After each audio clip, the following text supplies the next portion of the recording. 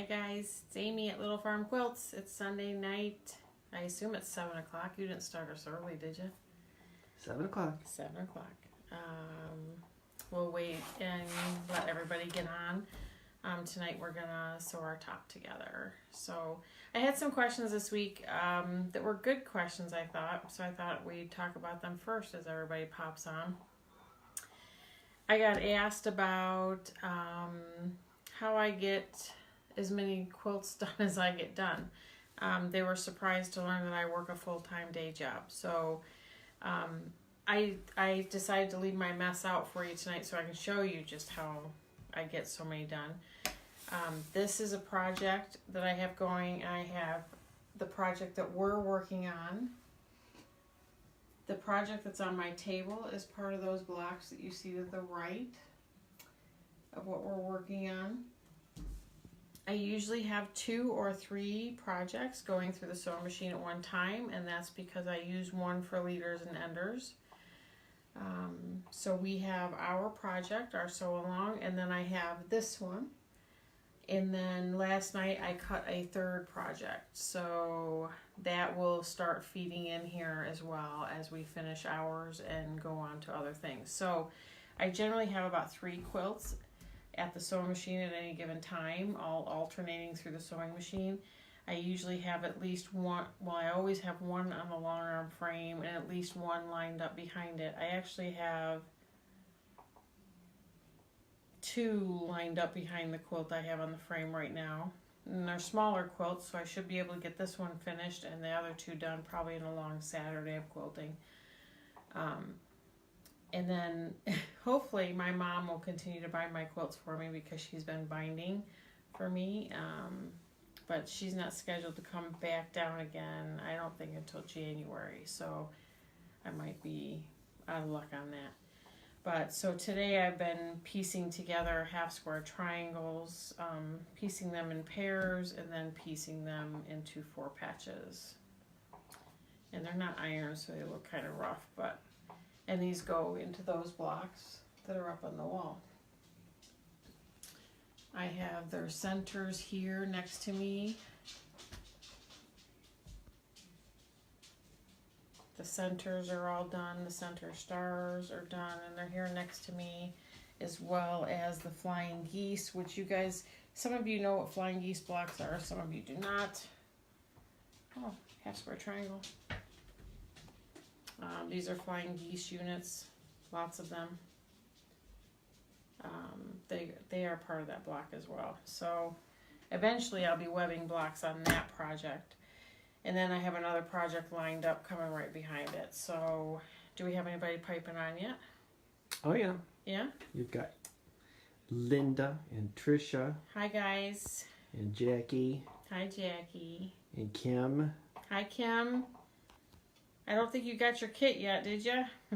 Just went out yesterday. Crystal and Debbie Abbott. Hi Crystal. Hi Deb. Any questions coming in? Your mom just says she will be glad to. I'm assuming that means continue to bind Continue your to quilts. bind, and she'll come down and bind them when she's here. So tonight, hopefully you've gotten some of your blocks done. If not, you can keep sewing your blocks as we sew tonight. I'm going to leave my mess here because this is just how I operate, and I try to keep it real for you guys. So I have our quilt up on my design wall. I laid out my blocks. I got all 9 of my blocks done. So now we're dealing with a large 9 patch because these are all separate blocks. Whoops, there goes my chair again. So now we have a big 9 patch. So we're going to web this just like we did the small ones. So I'm going to flip this one over onto this. And I'm almost not tall enough. And I'm going to take it to my machine. We've talked leaders and enders before during the last sew along. And I'll talk about them again tonight. You'll see me use them again tonight. So I'm just going to piece this together. Really, there's no seams to match. You just want to make sure your top edge matches your bottom edge.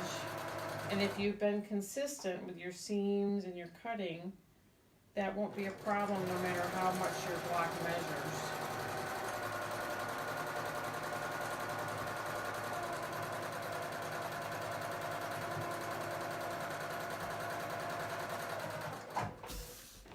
So I'm going to snip all of these half square triangles off here that I was working on.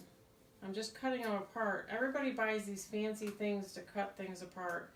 I just use the thread cutter that's on the side of all sewing machines. I think the only sewing machine that I have that doesn't have it is the Treadle.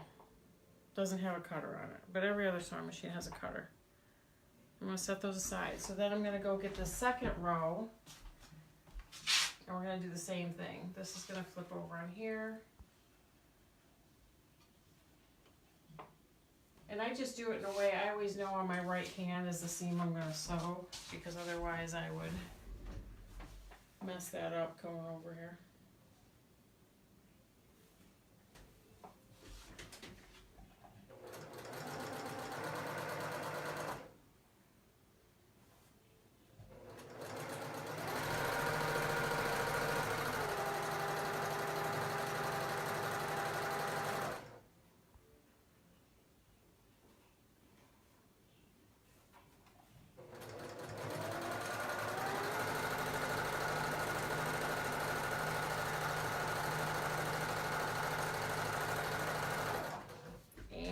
Take the third row.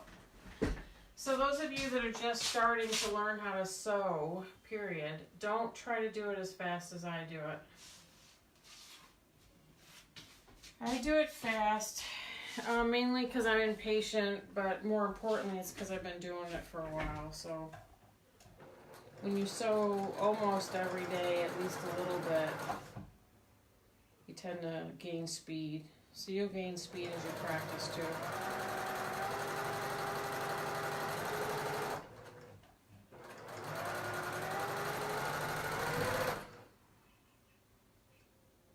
So you're webbing those and they're all staying together in one place. Yeah, they're all going to stay together. It just makes it easier. It makes it easier when they're small blocks, and it makes it easier when it's bigger. So because I want all those to stay together, I'm coming over this project here where all these half square triangles are here. And I've been playing concentration with half square triangles. Oh, those two match good. I should have kept them together. But for somebody who doesn't have another project underway, You can just use a piece of fabric from your scraps and just shove it under there. You can just fold up a little piece, and some of the leftover that you have from cutting blocks for this, you just cut a square, fold it in half, and put it through as your ender, because that's what this is. It's technically an ender. And then what I'm going to do is snip right here, so that the whole quilt top stays together. Now, this is a smaller quilt top, so we will web the entire thing. On large quilt tops, I web it in quarters. So I'll web the top left quarter and then sew it all together, the top right quarter, and do it that way. To web a very large quilt is not very much fun. And they flop around too much, and I find it annoying, so I will do it in sections. I'll have the whole quilt up on my design wall, and then I will web in sections. So I'm going to come over and grab this top one, and I have to actually carry it the way it goes in the quilt, because otherwise I'll get over here and screw it up. So I'm going to lay this here, and I'm going to open up this top row. I'm going to move my iron because that's hot. And I'm going to lay this, the block goes like this. So I'm going to flip this over. And we're going to line it up.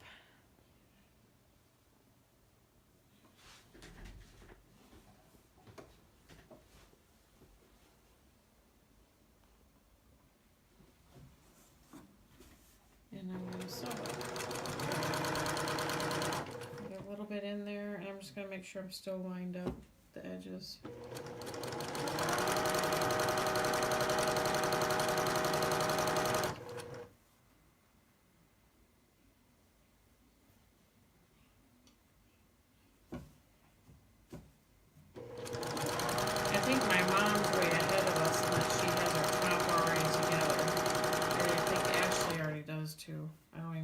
Josh is watching.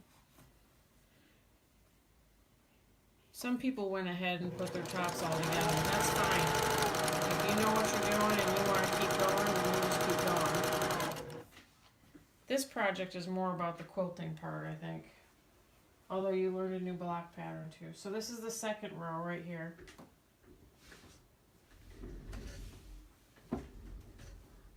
And I'm lucky because I have this big U-shaped table, so things I can push like this iron out of the way if I wanted, because this cord's a million miles long, and put it way over there.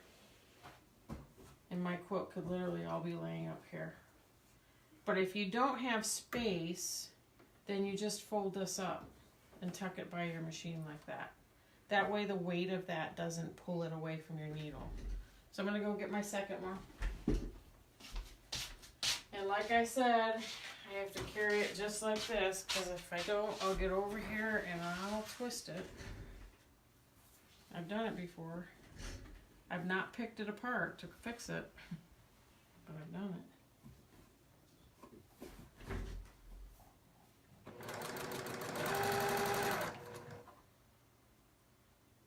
And I'm going to make sure all my edges are...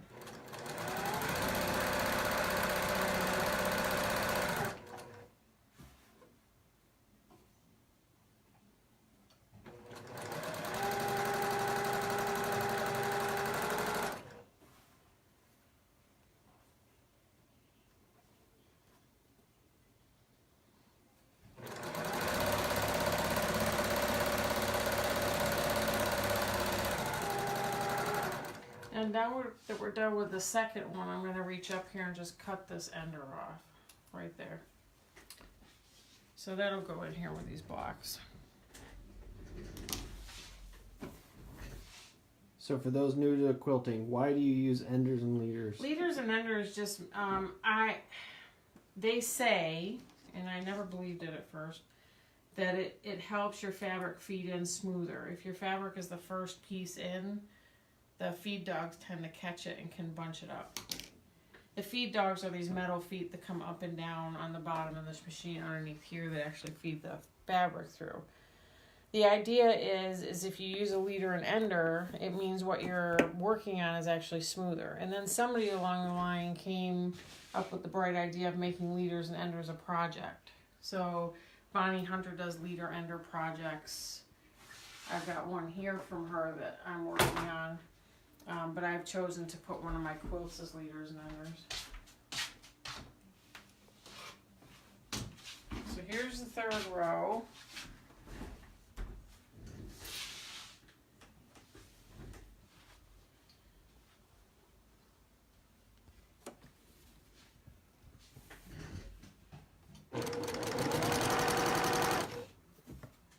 I have to move my water too. So on a really, really big quilt, these bins wouldn't be here. Nothing would be to my left, and their quilt would all be up there.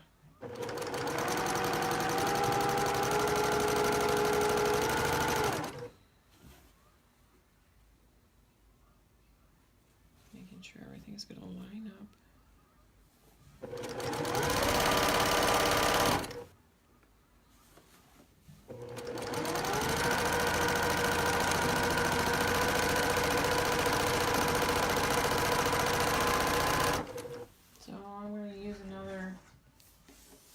Of my half square triangles. This is the ender, not to be confused with the leader. No, this is the ender. Although then it serves as the leader for the next row. And don't get too concerned with these half square triangles I'm putting through here. We haven't done half square triangles yet, so they're probably the next project I'm thinking. So I'm going to snip the quilt off here. So we have the whole quilt top here all webbed. So let me see if does it hold up all. It's all together. Yay! So if I had to stop here and step away, it's all together. It's all ready to go. But I don't have to stop. So I'm going to flip one row onto another. And just take your time with this. You can pin, so Alice Hoover is with you, and so is Hi, Bonnie Alice. Riviera. hi Bonnie. Here we do it. I'm gonna use 3 pins. So where the blocks are tethered with the thread, you want to nest those seams. Remember, you have one going one way and this one going the other, and you push on them and they kind of lock in together. And I'm going to do it on this one too. Just don't run over your pins.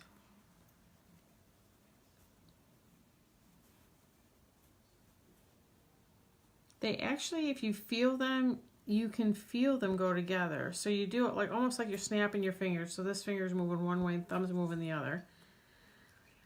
Because I know a couple people have been having problems with that. You make it so it's not matched, and then push it until they butt up against each other, and then they're matched. I'm going to take this whole thing over here.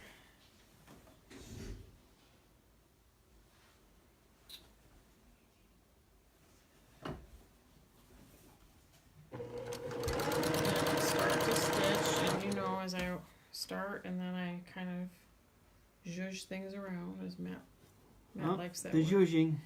Yeah. But you're pretty much now with it being webbed together, you're in good shape because it keeps everything lined up a lot better. And so here we go.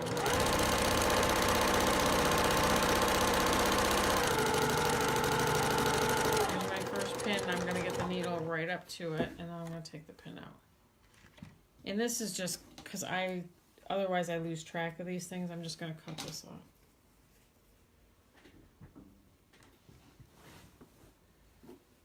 Keep things fairly organized, and that way I don't forget stuff.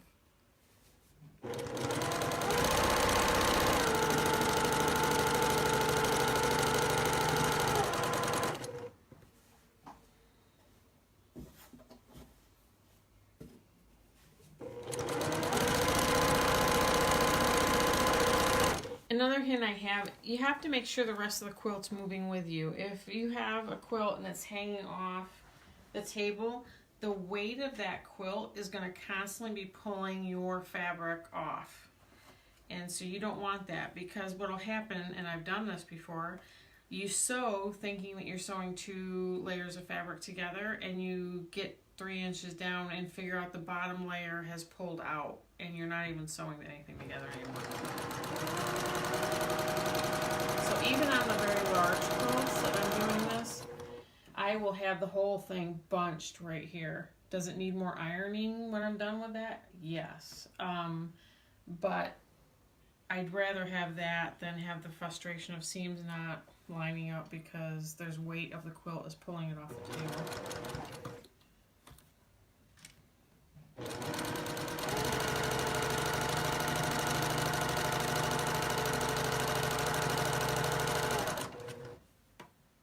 So I am just making sure my ends line up and I'm straightening this out.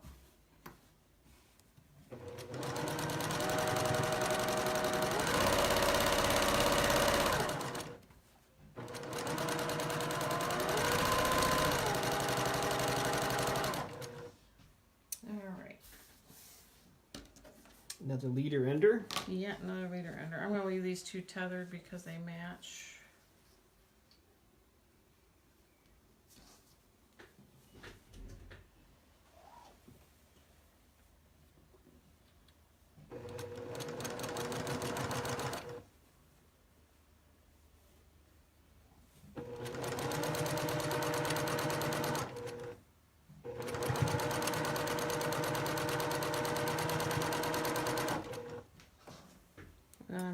The quilt off. So now we have 2 of them, and what I like to do, so this is a small quilt so I can do this, but so I'll open these 2 up, and instead of flipping these 2 over onto this one, I'm going to flip this one over onto the 2, and then we're take it over like this. There are reasons for that. More reasons than probably I can come up with. I always like to sew with the smallest piece on top. I don't know. I'm more accurate that way, and I just like to do it that way. So with these seams again, you have one pointing up, or I have one pointing to the left and the bottom one's pointing to the right, and I line them up so they're clearly not lined up, and then I start pushing them together until they literally butt up against each other.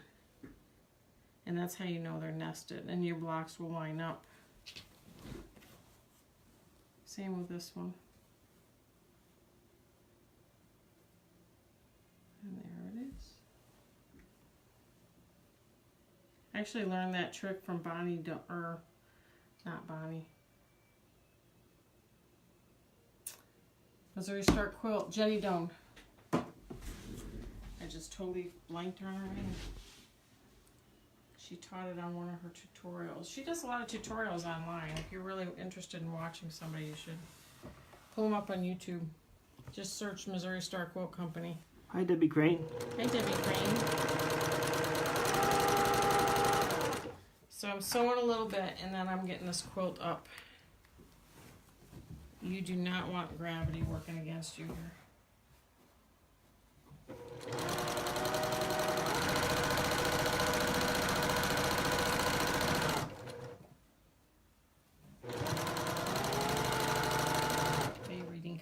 As they come in, or no?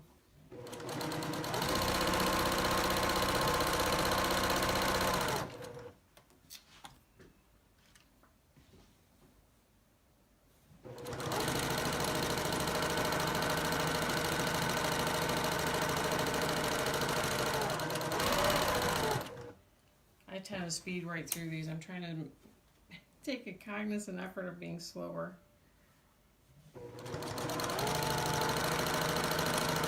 Speeding through is not always the best thing either. But this machine goes very fast if you let it.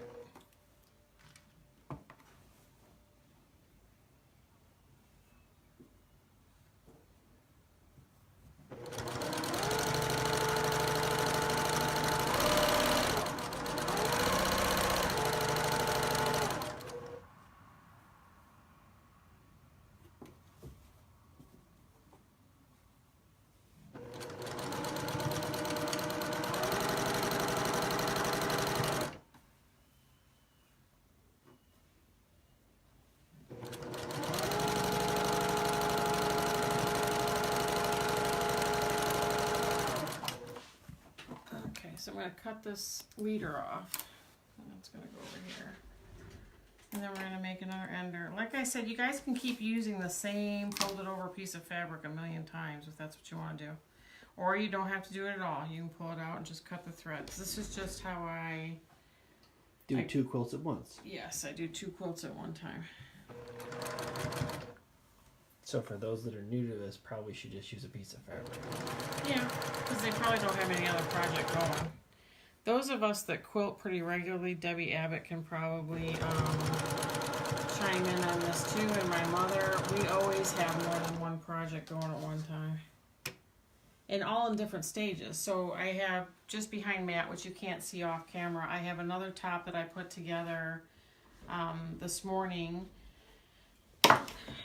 Plus I have a free motion quilting challenge that I do regularly to work on my skills on my long arm. I practice, so I have a practice quilt there that's getting bound. I have a top ready to go downstairs once I put a back to it, and so there are always 2 or 3 projects at any given stage of completion here. Always. And when I'm getting quilt orders, it gets even dicier than that sometimes. So the top is together. Let's see if I can get this to stick up on my design wall. What's a design wall? Okay, so my design wall is nothing fancy. It's actually probably what everybody would call the 315 version of a design wall. I actually took an old flannel sheet. It was all stained, probably ready to be thrown out. I washed it, and I hung it up. So downstairs, when my sewing room was downstairs, it was hung up on the wall by clips. We tacked it up. And then I decided to make it a little better because what was happening was the blocks were just kind of falling off and I was having to pin them on.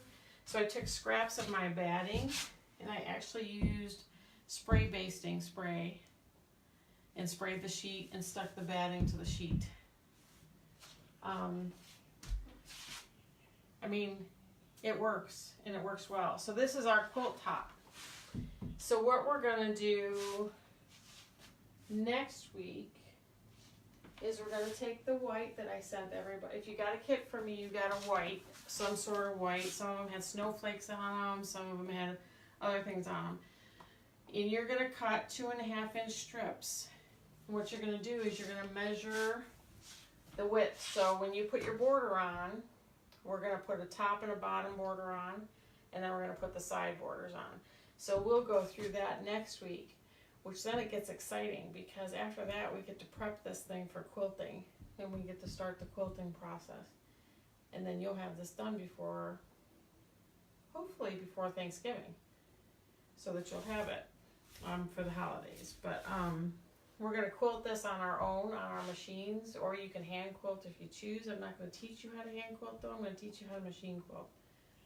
So next week we'll put borders on and we'll get it ready to quilt. But until then, you can keep working on your blocks. This is kind of nice because it's Disappearing 9 Patch. It's called. It's very forgiving, and if your blocks don't match, like I have a little pucker right here. I don't know how I got that, but I'm certainly not picking that apart to figure it out. My seams match pretty well. They're not perfect. But they match pretty well. I'm happy with it. And once we quilt it, you'll never even see that. And the rule in quilting is if you can't see it 20 feet away, it's not a mistake because that's how far people are from it when they look at it. But I like the Disappearing 9 Patch because it doesn't have to be perfect. There's not things that you have to match, and it looks like it's matched. So it's pretty cool. Do we have any discussion going on that I should be aware of? Debbie Abbott says it's going to look pretty on my quilt shelf for Christmas. Yeah, it will. I was thinking I have a high top table down in the basement for the holidays. And it's a rectangle, we decided, right, Chewy? Mm-hmm. I was thinking I would quilt it and I would turn it kind of cockeyed on that rectangle table and use it as a table topper. You can also sling it over the back of an overstuffed chair as just a decoration or a couch. It won't be very big, but it'll be very attractive. And I don't know, I like it. I like the deep, rich Christmas colors. I'm kind of partial to Christmas anyway. And I see you have a cat toy over here. Can you tell everybody about this cat toy we have over here? Oh, this thing right here? Yeah. So we have a new kitty named Oscar, and Oscar kind of came to us. We didn't actually go get a new cat. He just ended up here. Long story. But Oscar, I had a pincushion like this on my treadle machine out in the living room, and Oscar decided to knock that down one day and pull all the pins out all over the floor. So we now keep all of my pincushions in this room and close the door during the day so that he can't get in here and play. And then this morning he was in here. I had some of the pieces that I cut last night for a quilt sitting up here, and he had knocked them all over the floor. So he's not allowed in my sewing room anymore. He used to be able to come in here and lay down while I sewed, but not anymore. Number one, the pin thing is dangerous because we have old dogs that would, one of them's dumb enough that he would actually probably eat the pins, and that's probably not a good idea. But yeah, that's the new cat toy. It's the pin cushion. But I assume everybody's sewing away. I know my mom was working on a binding tonight from something, and I know my sister's working on a couple of quilts. Jackie's probably chiming in with her quips. Yeah, pretty much. Yeah. He's not reading them to me, Jackie, so I have no idea what you're saying. But good kitty when she was pulling out the pins. And poor Oscar. Yeah. Crystal says, my puggle is as silly. Yeah. Is just as silly. Yeah. Jackie says, I've helped in pin removal surgery for cats more than once. Yeah. Thread, too. Yeah, I like I'm to eat sure. thread. You can read them later. Yeah. So next week we're going to do borders, and then we're going to talk about getting it ready to quilt and what you need to do to get it ready. Because the very next week we are going to practice some quilting, and then we're going to start quilting this thing. If you want to cut 2.5-inch strips out of the white that I sent you, if you got a kit from me, go ahead and cut, I would say 5 of them. And I'll show you how to piece all those together. Okay? Everybody have a good night, and we'll be back next Sunday where we'll get this thing ready to quilt. All right. Good night.